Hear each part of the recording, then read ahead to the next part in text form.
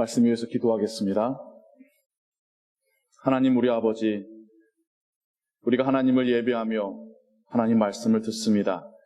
기록된 하나님 말씀을 통하여서 성령이 우리에게 깨닫게 하심으로 하나님의 말씀을 듣습니다. 그리고 이 말씀에 우리가 따라 살아갈 수 있도록 우리의 삶 속에서 우리를 도우시옵소서. 우리의 삶이 예수 그리스도를 존귀하게 하는 삶이 되게 하여 주옵소서. 주 예수 그리스도의 이름으로 기도하옵나이다. 아멘.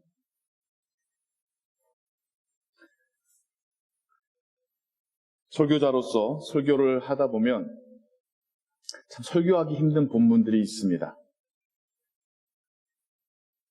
오늘 우리가 함께 읽고 들었었던 이 본문도 참 설교하기 힘든 본문입니다. 첫 번째 이유는 말 자체가 어려워요. 한국말로 쓰여졌는데도 읽다 보면 내가 무슨 이야기를 듣고 있는 거지 조금 헷갈릴 때가 있어요. 그래서 이거는 제가 풀어서 설명을 해드려야 돼요. 쉬운 말로. 그런데 그렇게 해서 뜻을 알고 나니까 더 설교하기가 힘들어집니다. 그 내용이 우리하고는 차원이 다른 레벨에 있으니까요.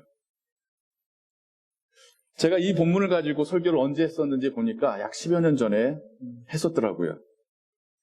그때의 설교의 타이틀이 생사를 초월하는 신앙. 멋있죠? 근데 설교를 다시 쭉 보는데요. 코드숨이 나오더라고요. 너는 이렇게 사니? 먼저 저한테 하는 말이고, 두 번째는 이 이야기를 들으면서 성도님들은 어떤 생각했을까? 그건 나하고 상관없는 얘기예요 라는, 귓등으로 흘리셨겠구나 라고 하는 그런 생각이 들었습니다.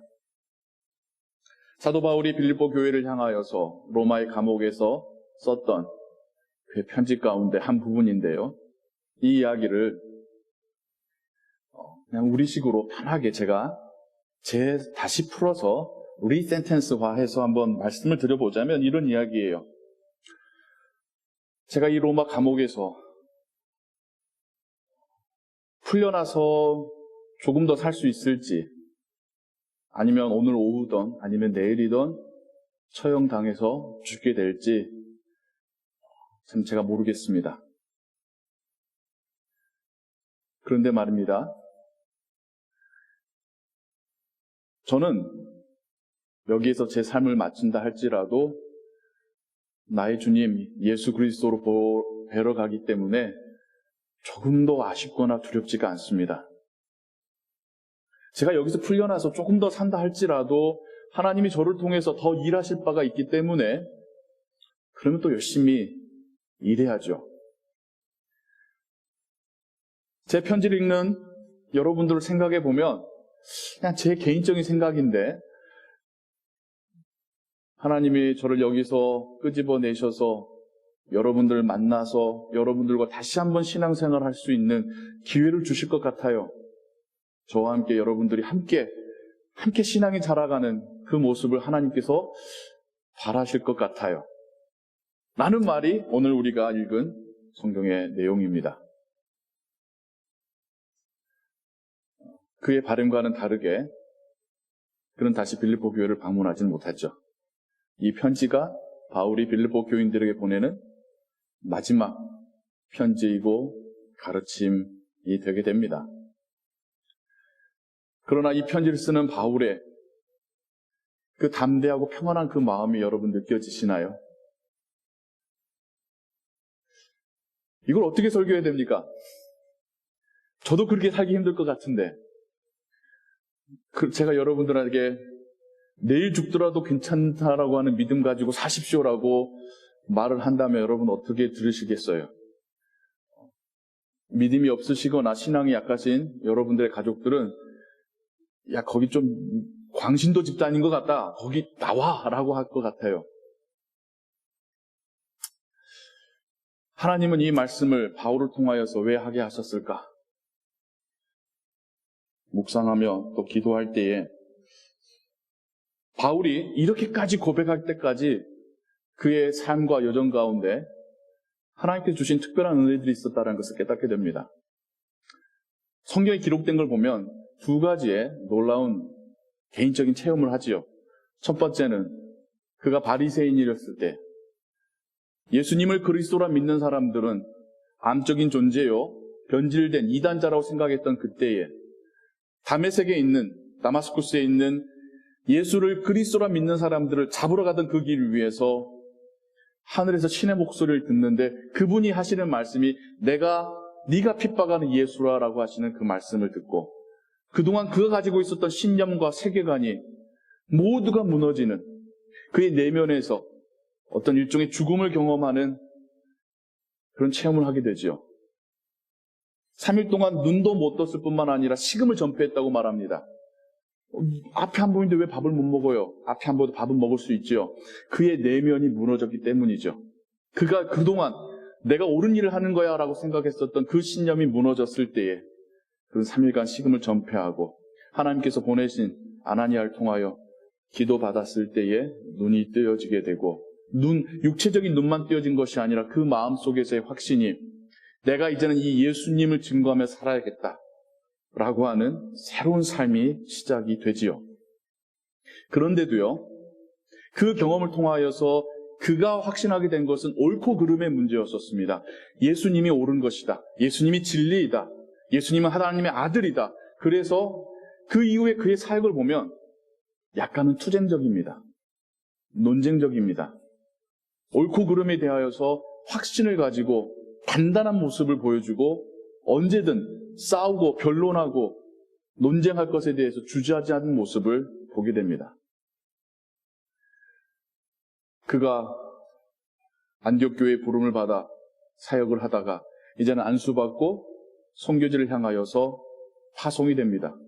1차를 선교지를 다녀오고 2차를 다녀오고 하면서 숱한 고생들을 하게 됩니다. 옥에 갇히기도 하고 거의 죽기까지 두드려 맞기도 하고 배가 파손되기도 하고 동굴에 갇히기도 하고 강도를 만나기도 하고 그러던 경험 중에 한 번은 거의 죽게 된 상황, 두들겨 맞아서 이제는 이건 죽었다, 시체다 생각해서 갖다 버렸었던 그 상황 가운데 육체는 죽어가는데 그의 영혼이 하늘에 올라가게 됩니다. 그게 고린도후서 12장에 기록되어 있는 그의 개인적인 체험인데요. 그가 말하기를 셋째 하늘에까지 올라갔다라고 말합니다. 이 셋째 하늘이라는 뜻이 무엇이냐면 그때 당시에 그리스, 로마 문화권에 있던 사람들 혹은 유대인들 그 사람들의 관념에 저 하늘나라는 3층으로 이루어져 있는데 첫 번째 층에는 우리 같은 사람들, 하나님의 신의 은혜를 입은 사람들이 거주하는 곳이고 사는 그 세계이고 조금 더 높은 두 번째 천국은 특별한 영적인 존재들, 천사들이 존재하는 살아가는 세계이고 그러면 세 번째는 누가 있겠습니까? 하나님과 그분의 아들 예수 그리스도 어린 양이 삼위 하나님이 계신 곳이 셋째 하늘, 가장 높은 곳의 하늘일 거라고 이해를 하고 있었어요. 그런 바울이 그곳에까지 내가 갔다. 내가 그곳에서 하나님의 어린 양이신 예수 그리스도를 보았다라고 하는 경험을, 그의 체험을 고린도후서 12장에 기록하고 있습니다.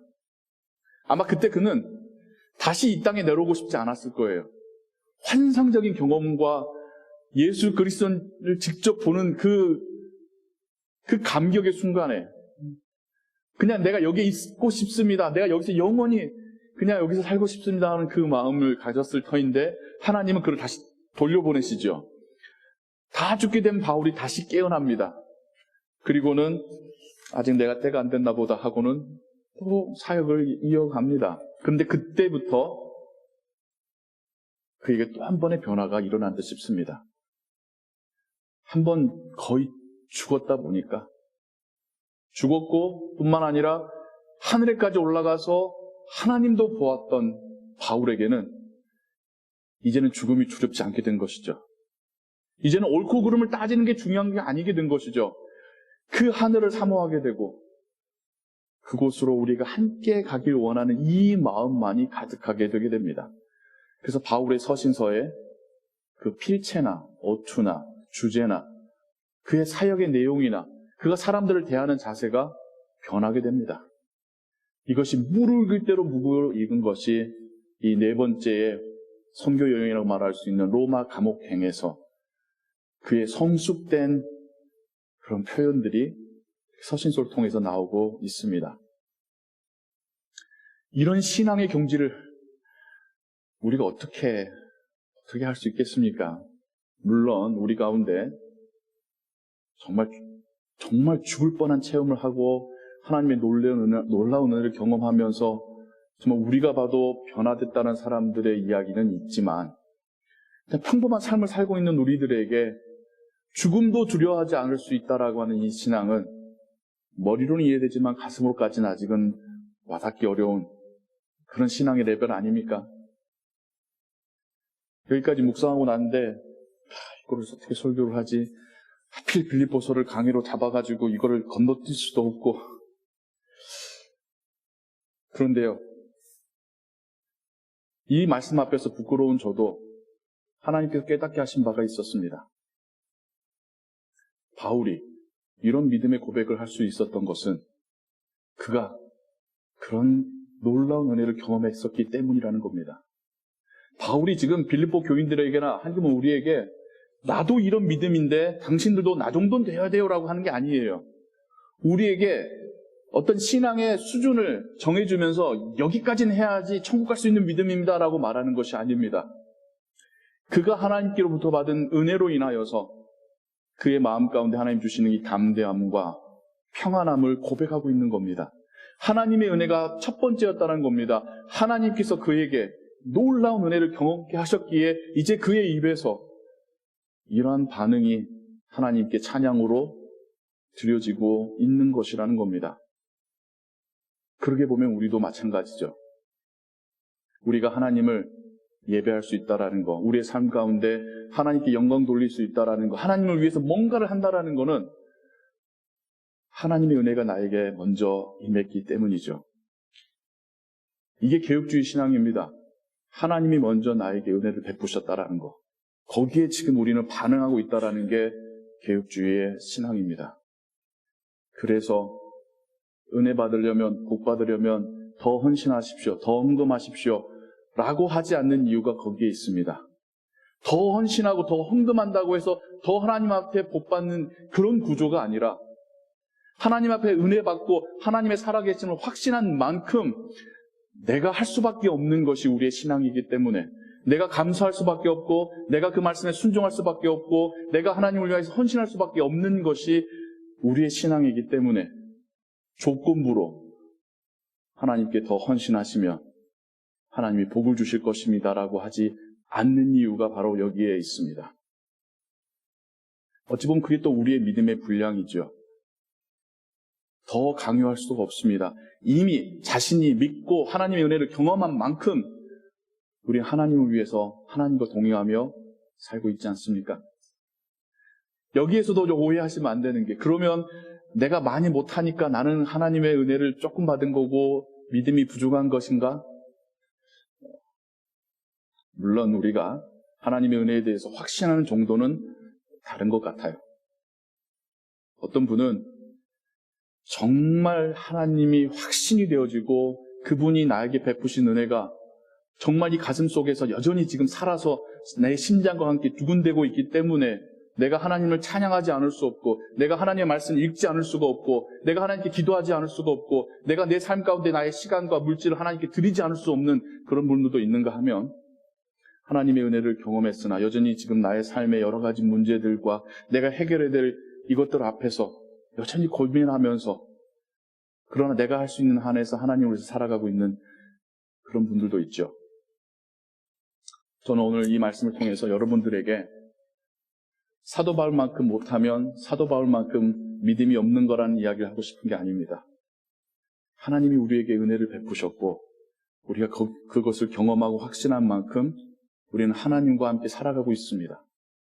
그게 우리가 예수 그리스도를 존귀하게 하는 삶입니다.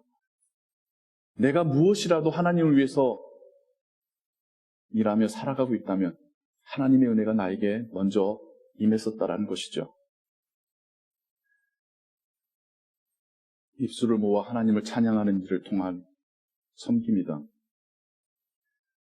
하루 8시간, 10시간 다리가 퉁퉁 붓도록 일해서 정말 피같이 벌어둔 그 샐러리를 하나님께 혹은 선교를 위해서 헌신할 때의 모습이다.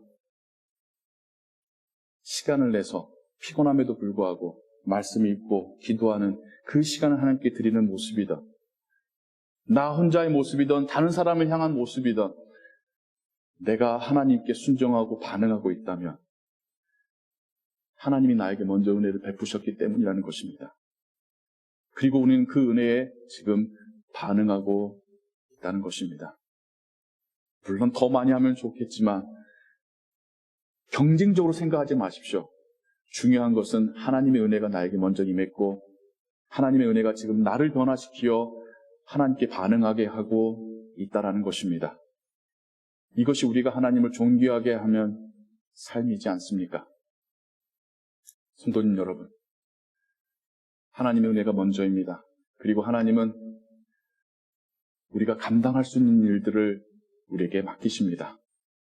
그 감당할 수 있는 은혜를 먼저 주셨고 그 감당을 통하여서 우리의 믿음이 또한 한 걸음 더 자라가게 하십니다.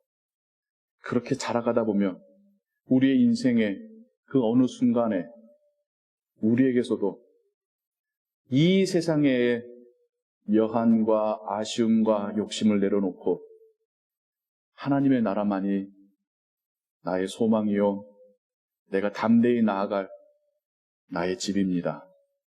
내 앞에 어떤 일이 놓여진다 할지라도 그 모든 걸 통하여 하나님이 영광 받으시기를 원합니다. 나의 삶이 하나님께 드려지는 찬양 되기를 원합니다. 우리도 그렇게 고백하게 될 줄로 믿습니다. 이미 우리 안에서 선한 일을 시작하신 하나님께서 우리를 그렇게 성장시켜 가실 줄을 믿습니다. 바울의 고백이 어느 날 우리의 고백되기를 소원하며 주 예수 그리스도의 이름으로 축원합니다. 기도하겠습니다. 하나님 우리 아버지, 우리에게도 은혜를 베푸셔서 하나님의 살아계심을 경험케 하시고 하나님이 우리를 먹이시고 인도하시고 보호하심을 날마다 보게 하시어 우리로 감사함과 기쁨으로 하나님께 반응하게 하시니 감사합니다. 하나님께 영광 돌리고 주의 이름에 찬양과 기도 올려드리게 하시니 감사합니다. 내가 믿음으로 살아갈 수 있는 것은 나의 노력이 아니요 오직 주님의 은혜임을 고백합니다. 또한 이것은 이미 주님의 은혜가 나에게 임하였고 나를 이끌어 가신다라고 하는 증거임을 감사함으로 고백합니다. 아직은 연약하지만 그래도 하나님이 우리를 인도해 가시며 조금씩 더 성장시켜 가실 줄을 믿습니다. 우리의 입술에서 더욱 담대하고 더욱더 감사로 가득 찬 고백이 하늘을 향하여서 올려지게 될 줄을 믿습니다. 우리 삶 가운데 동행하시고 우리를 통하여 영광 받으시고 우리와 함께 일하여 주옵소서. 주 예수 그리스도의 이름으로 기도하옵나이다. 아멘.